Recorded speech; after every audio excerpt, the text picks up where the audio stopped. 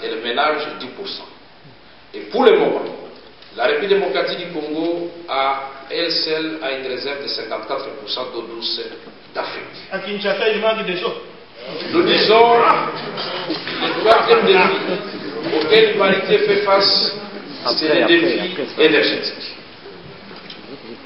La crise de l'énergie propre et renouvelable, c'est une menace pour l'humanité.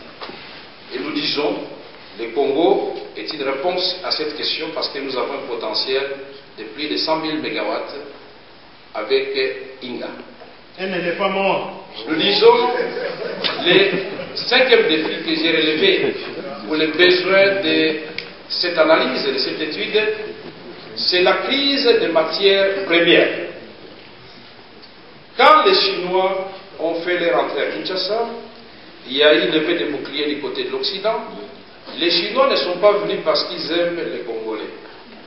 Les Occidentaux n'ont pas élevé le ton parce qu'ils aiment les Congolais.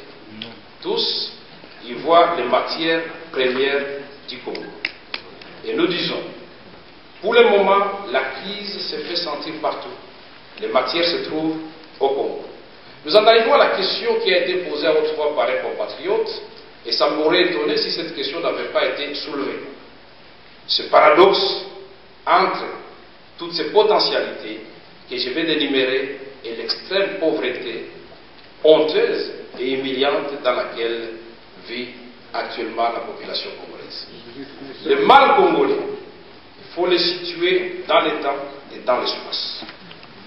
À l'arrivée du colonisateur, il a d'abord pris ce qu'il devait prendre, il nous a laissé un modèle d'accumulation du capital, bien sûr, avec des infrastructures visibles, mais il était impossible, après l'indépendance, qu'on continue à faire travailler les paysans, moyennant la bastonnade et obligés de cultiver comme ils le faisaient avant. Donc il fallait, tout de suite, après l'indépendance, repenser le Congo dans son organisation agricole et économique.